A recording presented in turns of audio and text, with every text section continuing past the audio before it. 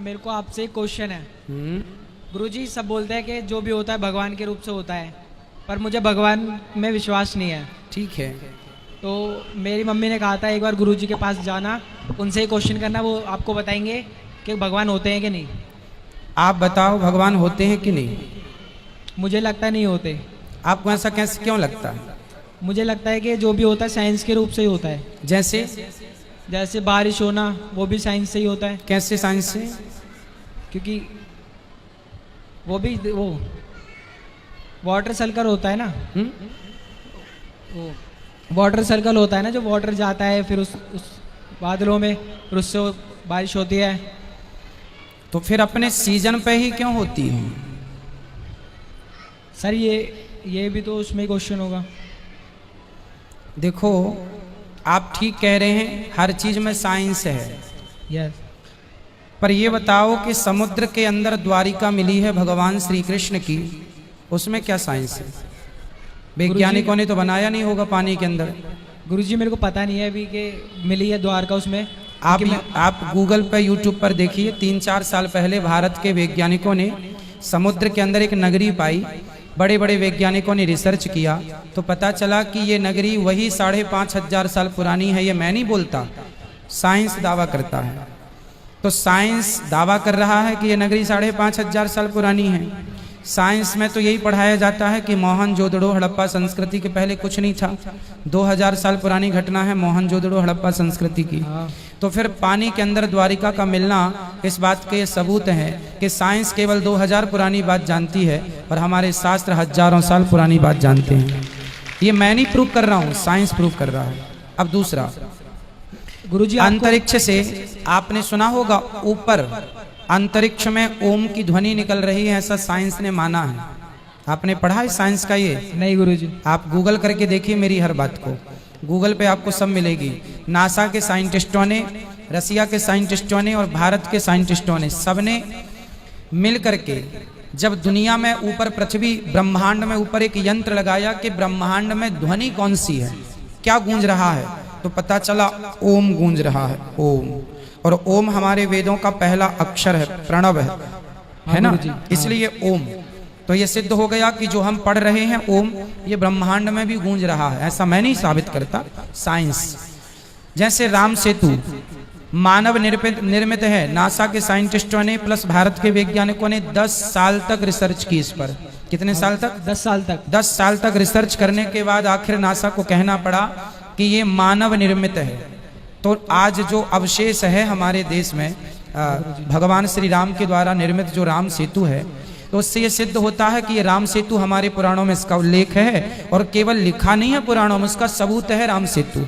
तो जब राम सेतु है तो फिर राम के भी होने की सत्यता मालूम होगी कि जब राम का सेतु मिल गया तो राम भी है। तो साइंस भी तो प्रूव कर रहा है। आप बद्रीनाथ जाइए, केदारनाथ जाइए, बद्रीनाथ में पूरा बर्फ का माहौल रहता है, सुना आपने? बद्रीनाथ जी में पूरा बर्फ का माहौल, पूरा पहाड़ों में क्या होता है?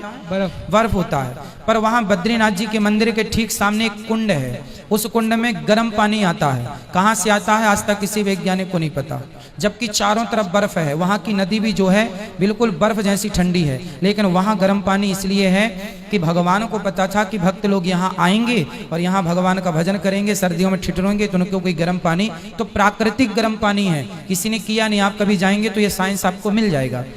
तो आखिर हमारे जो सनातन धर्म में ये ठंडियों की जगह गर्म पानी मिलना, राम सेतु का मिलना, द्वारिका का मिलना, भगवान श्री कृष्ण ने 5,500 साल पहले महाभारत के युद्ध में वो अर्जुन का रथ चलाए थे, आप मानते हैं? कुरुक्षेत्र में पुरातत्व विभाग ने जब खुदाई की तो आज भी अवशेष मिल रहे हैं महाभारत के। तो इन अवशेषों के मिलने से क्या सिद्ध हो रहा है कि भगवान कोई कल्पना नहीं है, भगवान प्रत्यक्ष थे। कितने सबूत मिल चुके हैं। अब फिर भी कोई कहे कि मैं ईश्वर को नहीं मानता, तो फिर मेरा सवाल आपसे है कि यदि आप ईश्वर को नहीं मानते तो नहीं मानने में बताइए आपका फायदा क्या है?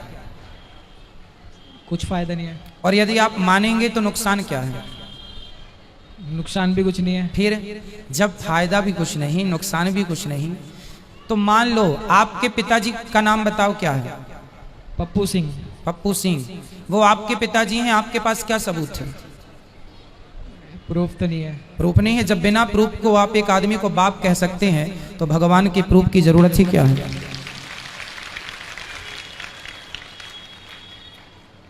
धन्यवाद गुरुजी। खुश रहिए। आप मानेंगे भगवान को या नहीं? हाँ मानूंगा। क्यों मानेंगे? मैंने कहा इसलिए नहीं, आपके दिल से, आप दिल से फील कीजिए, आप दिल से हमारे गीता को पढ़िए, आप दिल से रामचरितमानस को पढ़ो। बेटा क्या नाम है आपका? कुणाल। कुणाल बेटा ऐसा है, आप अच्छे हैं।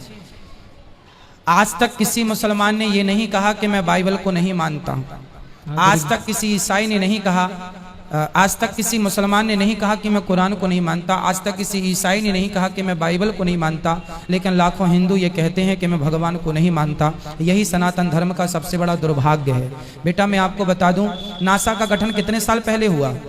नासा गठन पता नहीं बेटा 1950 में नासा का गठन हुआ। 1950 से कुछ वर्ष पहले 1950 में सैटेलाइट छोड़ी जाने लगी, तो 10 साल पूर्व ले लो, 20 साल पूर्व ले लो। उसके पहले आप ये बताइए सूर्य ग्रहण कब पड़ता है? ये कौन बताता है? सूर्य ग्रहण किस तारीख को कितने बज के कितने मिनट पे पड़ेगा, कौन बताता है? नासा वाले। नासा तो 70 साल पहले था ही नहीं, 80 साल पहले था ही नहीं, चलो 100 साल लो, 100 साल पहले तो नासा था ही नहीं, फिर कौन बताता था? गुरुजी हम भी तो नहीं थे 70 साल पहले। बेटा आप नहीं थे, हम नहीं थे, पर 100 साल पहले देश तो रहा होगा ना भारत। हाँ गुरुजी। तब तो ग्रहण भी रहे होंगे कि नहीं? हाँ। फिर कौन बताता था? अब हम बताते हैं। हमारे भारत में पंचांग आपने सुना होगा, पंचांग कैलेंडर सुना है? हाँ। हमारे भारत में साल में 12 साल में एक बार कुंभ लगता है। कुंभ जानते हैं? नहीं गुरुजी। कुंभ नहीं जानते? नहीं। हरिद्वार में 12 साल में एक बार कुंभ लगता है। प्रयागराज में कुंभ का मेला भी लगा था। हाँ, हाँ, कुंभ का मेला लगा था ना। तो ये कुंभ का मेला कब से लग रहा है आपको पता है? नहीं गुरुजी। हजारों साल से चला रहा, कोई आज से नहीं लग रहा बेटा, हजारों साल से। और 12 साल में किस तारीख को कब से कुंभ स्टार्ट होगा? हमारे भारत के ऋषि मुनियों ने पंचांग में 100 साल पहले, 100 साल बाद किस तारीख को किस डेट पर चंद्र ग्रहण सूर्य ग्रहण कितने बज के कितने मिनट पे पड़ेगा, साइंस तो नासा को आज पता चला। हमारे ऋषि मुनियों ने पंचांगों के द्वारा ये गणना हमको हजारों साल पहले बता दी थी। तुलसीदास जी ने हनुमान चालीसा में पृथ्वी से सूर्य कितना दूर है बताओ? पृथ्वी से सूर्य? हाँ बहुत दूर है। 14 अरब किलोमीटर। कितना? 14 अरब। 14 अरब किलोमीटर दूर है पृथ्वी से सूर्य, वैज्ञानिक कहते हैं। और यही बात गोस्वामी तुलसीदास जी ने हनुमान चालीसा में लिख दी। युग युग सहस्त्र, युग सहस्त्र योजन पर भानु। अब आप योजन का और सहस्त्र युग का हिसाब निकालेंगे तो 14 अरब ही निकल के आएगा। युग सहस्त्र योजन पर भानु, लीली उताही मधुर फल जानू। तो साइंस बेटा जो कह रहा है हमारे ऋषि मुनियों ने लिख दिया। बताइए गुरुत्वाकर्षण का सिद्धांत किसने दिया? गुरुत्वाकर्षण का? हाँ न्यूटन ने। न्यूटन? किसने? न्यूटन। न्यूटन ने गुरुत्वाकर्षण का सिद्धांत कब दिया? पता नहीं। नहीं पता? लगभग 300 साल पहले।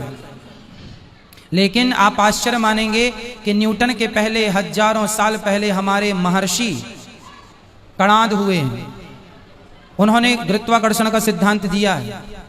महाभारत में आपने सुना होगा रावण के पास कुछ अमर सेना थी और भगवान श्री कृष्ण की जो सेना थी ना वो भी अमर थी, जो कौरवों के पक्ष में लड़ रही थी, जिसका नाम था नारायणी सेना। नारायणी सेना तो कभी मरेगी ही नहीं। फिर उसका क्या किया गया जानते हैं? उसको भीम भैया ने यहाँ से फेंक फेंक के कहाँ पहुंचाया? जो गुरुत्वाकर्षण का आज भी सैटेलाइट वहां भेजी जाती है जहां पृथ्वी का गुरुत्वाकर्षण समाप्त हो जाता है, तो वहां पर फेंका।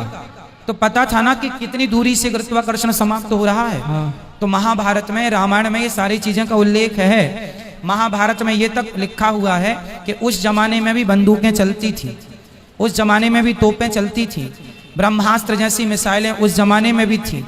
तो आज का साइंस और तब का साइंस बेटा बहुत सारी बातें हो सकती हैं इसमें। ईश्वर संदेह का विषय नहीं है बेटा, श्रद्धा का विषय है।